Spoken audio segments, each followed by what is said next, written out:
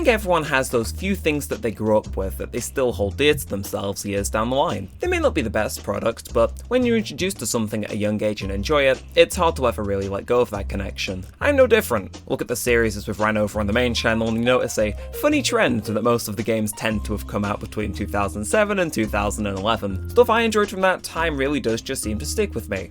And if I want, I can revisit all of those games if I wish, bar one. And that's really bizarre because you could have played it for 4 years, but quite simply, once that was up, the game no longer existed. In fact, there's so little stuff remaining about the game online, this is why you're seeing me in front of my wardrobe. And to understand how the hell that happened to a game that had millions of players from the day it launched until the day it died, I think we need to go back in time about 15 years. See, right before smartphones became a thing, there was a growing trend known as social games. As the name implies, these games were hosted on social networks and played between friends. And at the forefront of all of that was Facebook. You might think this was like just some small fad that died out within a few years, but no. Most of the games on the site had millions of daily or monthly users. Basically, it was like the dry run of mobile gaming, except it was still extremely successful and had every 40-year-old woman in a 600-mile radius raising virtual pets.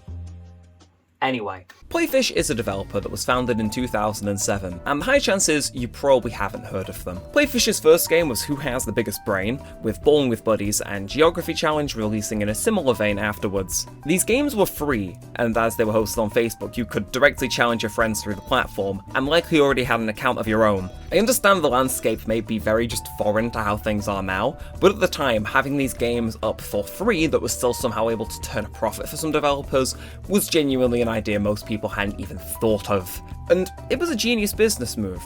Everybody's a little competitive, and going for a high score in arcade was always the cool thing to do if you were good at the game, sure. But when that leaderboard is people you know, in a game that's really easy to pick up where anyone has the chance to come out on top, it got 10 times worse. This model of the game was essentially laying the groundwork for what would essentially become a billion-dollar industry a few years down the line. Premium currency, microtransactions, challenging friends, centralized place to play games, and controls so cripplingly simple anyone could play. I'm not saying these ideas were invented on Facebook, but they were certainly popularized there. Now at the time, I was 6. So, I wasn't allowed a Facebook account, but that did not stop me. I'd wanted a Facebook account for a little while at this point, but what I think made it reach boiling point was the release of Playfish's newest game at the time, Restaurant City. Now, the answer may vary depending on who you ask, but there's a sizable chunk of people who would say that this is the best game that was ever on Facebook. After watching someone play this quirky little restaurant game, I was going to get an account one way or another, and I'm not going to disclose how old I was when I signed up, but let's just say it was definitely in 2009. I cannot express this enough, the social aspect of Facebook did not bother me, but those games had me by the ankle and they were dragging me backwards into hell, and I was all for it. Now I hear you say, surely it wasn't that addictive, right? Surely you wouldn't become a little gremlin because of the existence of this one flash game that was going to shut down in 4 years. Wrong. I had a fierce rivalry with another 6-year-old at my primary school, and he was catching up to me relentlessly, and I didn't like that. So we just had this back and forth for 3 years, and it never ended until the game shut down, at which point I was still first on my street, and he was 2 levels behind me, and I remember that shit. But also I'm pretty sure I signed my brother up so I could trade ingredients with him. I don't want to say this game made me a horrible person, but it made me a really good businessman, which is basically the same thing. Now, with all this talk, I should probably explain how the game actually functioned. The game had no issue getting 30-year-olds who had never touched a game in their life to play it, so it kind of made sense I had no issue picking up the game as well. The whole gimmick was it was simple after all. The core gameplay loop consisted of designing a restaurant layout, hiring your friends as the staff, and serving customers. You got to choose who did what and in what quantity that best suited your needs. The better your restaurant performed and the higher rating it got, the busier it got in turn, which would net you extra cash and XP. Accumulating XP would level you up and grant you access to newer features, a larger restaurant, more staff, and the ability to feature multiple dishes on your menu. It should also be noted that whilst money would accrue while you were offline, XP would only increase while you were actively online, regardless of whether you were tabbed in or otherwise. Each day you'd be given one free ingredient for logging in, and could complete a food-related quiz to gain another if you answered correctly. Spending accrued in-game currency to buy a selection of 3 random items from the grocer was also an option. With said ingredients, you could unlock and level up dishes to serve, a higher level granting more XP and cash whenever it was made. These categories consisted of starters, mains, desserts, and drinks. If you ever had the issue of getting the right ingredients for a recipe, you could also trade with people on your friends list. You could also visit random people, or more importantly, your friends' restaurants. The game would actively show you how you stacked up to everyone on your friends list level-wise when you viewed the street all of your restaurants were on, which certainly led to some interesting interactions. Now, last but not least, premium currency was available to buy for special themed items from the store, some of which had a unique attribute like a quicker cooking time or higher customer patience. There were a few other things added over the years, such as a garden to grow crops in, a silly little guy you could find for 3 stuff, special items you'd unlock for maxing out certain recipes, and a global leaderboard. And that's it. It's basic and yet oddly addicting and satisfying. It was accentuated with a really nice and chill soundtrack, pleasant art style, and extremely satisfying to listen to sound effects. It may sound simple, but I honestly believe that was the game's strongest factor. Anyone could pick up and play it, and you could spend ages trying to get things just the way you wanted. You could make a restaurant that was perfectly optimal to make sure you had the maximum satisfaction rating, or you could spend months saving up cash to make your restaurant look perfect. With the consistent stream of updates introducing new recipes and furniture items, it really felt like there was always something you could go on and do. And this is my own personal opinion, but I think the game respected the player a lot more than what other games would do a few years down the line. There was no mandatory energy meter that limited what you could do unless you were willing to fork over cash. The premium items were still present if you wanted them, but you could still play the game with a plentiful amount of customization even if you didn't want to pay those. I think the thing that's always stuck in my head the most is that compared to other Facebook games, when someone would come in, they'd see themselves and then the chefs would just automatically prepare whatever you had on the menu, and then the waiters would go collect the dishes and then get you XP. Like, you could help the waiters by collecting the dishes for them by clicking on them, but then if you were to compare it to the other restaurant and cafe based games on the site, there would always be some arbitrary timer when it came to cooking a dish, or you could only open for so long on the free thing and you need premium currency to open for longer. Stuff that would essentially incentivize you to go and give them some premium currency to just play the game. Whereas you look at Restaurant City and the core game loop just wasn't obfuscated by any of that. And to me, I think that because the game wasn't trying to ring me for every penny I was worth, that I have more loyalty to the game than any of those other ones, clearly. But I'm also now more willing to give them money, purely because they respected me and didn't try to scam the shit out of me, as like every other game on the site was trying to do at a point in time, which I just think is neat. Yeah, so seeing the money that this new field was raking in, EA poked their nose in and inevitably bought Playfish and all their properties at the end of 2009. Now initially, things weren't shit. Well, yet. Like, they put out, I assume, the games they had in development before it was like, that's a FIFA game. Why are you making Madden games? Like, it might just be me, but it screams to me that EA came in, let them finish the projects they were making, and then more like, you work for us now, and they just made bad games from them. I'm like, I remember playing them, I was there, I didn't enjoy them, and I don't think all the people did either, because I remember distinctly laughing at the fact that their older games still had higher player counts than their newer games, which was funny, because even when I was like 9, I was still a hater on FIFA. Sometimes it is good to never change. And yeah, it was fine though. Yeah, again, they put out some stinkers since they've been bought by EA. It was whatever. The servers and the good games were still up, and they haven't made them completely egregious with like energy bars and what have you. So surely I can just keep enjoying the good games in their catalogue, and nothing would go wrong, right? Surely I can just keep enjoying the good games they've made, and they won't shut them down, so they can focus more on their FIFA web game. No company's that fucking evil, are they? The decision to retire old games is never easy. We realise this may be disappointing to fans, but in order to focus our efforts in developing new and exciting titles, as well as bring new content and updates to our existing popular games, the time has come to retire Restaurant City in its iOS port. As a farewell gift, here's 1,000 simoleons in Sims Social, and as an added bonus, we've killed your fucking dog. 9-year-old me was not happy. Like, just for clarity, right? 17 months after they made that statement, the company was out of business, and it is my personal opinion that if they had kept their good games up, because yes, this wasn't just this game, it was all of their good ones, that they would still be in business, and like may have lived long enough to actually get a second wind on, you know, the App Store, which was just getting popular at the time. But no, EA apparently just love losing money and ruining all the businesses they buy, so we didn't get that, and the game closed. Fun. This isn't the first time they've done something like this, and unfortunately I don't think it'll be the last. However, it's this case specifically that really annoys me, because once the game shut, it was gone. In case you haven't already gathered, this was a game you'd have to log into Facebook to play. It was an online Flash game, and it required a connection to the server to make sure you weren't cheating and also link you up with your friends. No, it is like, the date comes, and then the Flash file just like gets hit with a baseball bat out the nearest window, and ceases to exist, along with the game servers. So we kind of out of luck. I'm pretty certain that someone might have downloaded it at some point, and then probably deleted it after realizing it needed server folders and, stuff that they just didn't have. So basically, it was the very first fully online game to get completely killed and become useless.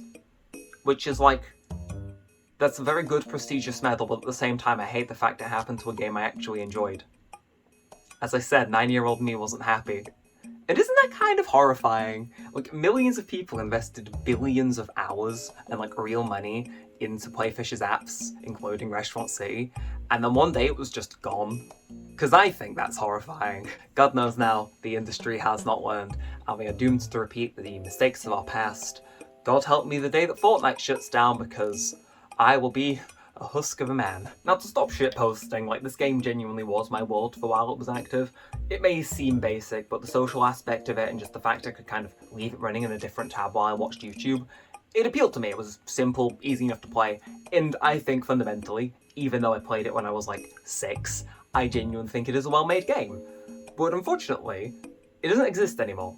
And believe me, I've tried. I have intermittently looked, even just following the months that the game shut down, to be proven wrong, that maybe someone was just smart enough to get a copy of the game, keep it, maybe reverse engineer the servers, or maybe just hack EA and get the servers back. And unfortunately, I'm just one person. It's a low chance anything could come from that. However, I have found some stuff that would certainly point in a direction or aid some sort of revival project, and I figure sharing that would help anyone else who ever remembers this game, or is just interested in lost media and wants to help out with the search. I have you. So first and foremost, that iOS port I mentioned is probably the best chance we have at getting a working version of the game back. There are websites that just still host the IPA file, and I assume that had all the assets in. I'm not an Apple user, so I can't really vet any of this, but I imagine we have the install file. It is just simple as reworking a server and the IPA to work with that server. And I know that's Apple, so that's painful, but it is the most intact version of the original game we have. The second thing comes from Ye Olde Russia.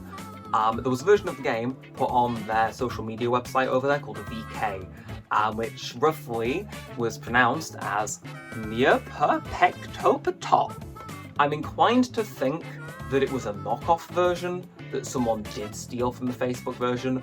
And the only reason I say that is because, A, the logos were different, which doesn't really make sense, it was just a fucking lobster. And the second thing is that they changed a few things. The guy that gives you the tutorial and is your friend is different to the one that you would have got on Facebook. And I don't get if that's a regional difference, but to me, there's just a few things there that scream to me as though, no, this probably isn't official. So while this is a hypothesis, for all I know it could possibly be real, I think if this was just a fan-translated Russian port that was stuck up on the website, the version that was ripped from Facebook to eventually make this version could be floating around, or the versions of Restaurateur could also be floating around as well, which is decent enough. However, there is also a chance that we find the game just on someone's hard drive, and there are two ways we can do that. Number one, if you worked at Playfish between the years 2009 2013, you're probably allowed to share it because, the IP is owned by EA. However, there's this thing called the Flashpoint Archive, which is basically an effort to preserve old Flash games, and they've got a really good page on how you can scan the older hard drives with a cache that may not have essentially been cleared since they stopped being used, to just recover games that would have been previously thought lost. So if you have just a computer or hard drive you stopped using within those years, and you know you are actively playing the game, you match that criteria, it might still be in there. I'll stick the page in there, obviously go make a backup in case things go awry, but there's a chance that a cached version may be on someone's hard drive, which is very nice. Unfortunately, nothing I've got matches that criteria, but hey, someone watching this might, so link in the description if you're interested in that. The final thing is that I know a recovery/replacement server is possible because it was done specifically to one of Playfish's other games. You may have heard me mention Pet Society earlier. That just has an offline version and server. It's buggy, but the game is there. And it makes me know with like full confidence this can probably be reverse engineered, given that I assume, well no, they are still all running in the same engine, that being Flash. Obviously the social network side of it. However, I think there is a decent chance that a server can be made based solely off the existence of this other server that has been made. And that is everything I found relating to the search of a copy of the game floating around the internet. Or it would have been if I hadn't lied earlier in this video. But in the beginning of 2016, I was going through one of my routines to see if the game would come back, kind of like in denial it was gone. I would go on Facebook and just search up the app name, see if the page had posted anything to announce a comeback, or if anyone had made a fan version. And one day I see a page come up and it said Restaurant City 2016. And I was like, at first, okay, cool. Either this is going to be like some fan game that's earlier in development, or it's a fan page for people to reminisce on their memories. And I clicked on it, and I saw it was an app page, which meant there was an actual game tied to it. And then I clicked on it, and it was just Restaurant City. Well, more specifically, it was a retranslated version of the Russian version from VK. Yeah, I lost my shit if you couldn't guess. It felt too good to be true. And it was, because then EA got involved. They rightfully own the property, and so they kind of brought down the hammer. They could no longer be on Facebook, they had to change the name a few times, change some of the more iconic music I remember, some art assets, that sort of stuff. However, it is a copy of Restaurant City, albeit a very early one that again was used to make Pectoptop. But I know that telling you that is going to have a few of you scratching your heads. Why do we need to look for the game? It's here, isn't it? Well, no. Whatever copy of Pectoptop was used to make Restaurant Streets isn't publicly available or archived anywhere, and I don't think it will be. Presumably to pay staff and host servers, Restaurant Streets has microtransactions to buy premium items, which is legally a little dubious, but I take no issue with it. If they need the cash to keep the lights on, I will not complain. However, it also makes it highly unlikely that the team will ever release the source files to the public, because that just opens another can of legal worms. The version is also just missing a few things. Legally required changes aside, the build of Pectoptop used to make Restaurant Streets was a really early one. If we're going off the main game, the absence of the bowling alley unlockable item means that it's from at least before August 2010, which is about 3 years worth of content that's just unaccounted for. And the thing is that while the content drops never majorly impacted the gameplay, they did add up to making the overall experience just that more enjoyable. There are items you could work towards getting, a better variety of things to decorate with, more dishes and accessories, I can go on. To me, it just makes sense to try and have a publicly available archive of the game, ideally from a point later in its development so that more of its features are preserved. If anyone watching has the investigative skill set or might know the right place to look, then there's a slim chance that the game can still be saved more than it already has. I don't know what form that'll take. A developer of the game itself with their own copy, a cached version on a hard drive, a backup made of one, a local download someone made on a whim and forgot about, a discarded EA server that hasn't been wiped properly, I don't know. What I do know is that by making this video I'm doing my own part in the search. If this video goes far enough, then I have full faith that the game will be found. Millions of people played the game, so it'll still be surviving somewhere out there, and the more attention we bring to it, the higher chance of it being found is. In my head it makes sense to try and preserve as much of the game as possible, and I have a gut feeling that somewhere out there will be a copy of the game that's still able to be preserved that is basically the complete version with everything that was ever added into it, compared to the more stripped back and early build that Restaurant Streets is built on. And just purely from a nostalgia point, if any of you have particularly played Restaurant City, this might be getting a bit specific, I'm sure you remember stuff like the sushi bar, the bowling alley, the jazz bar, the karaoke bar, and you could buy dishes that would pertain to that, and if you level them up you got a cool unique ability oh, it does this, or it earns money, breaks less often, or I think one of them gave you an extra member of staff, which was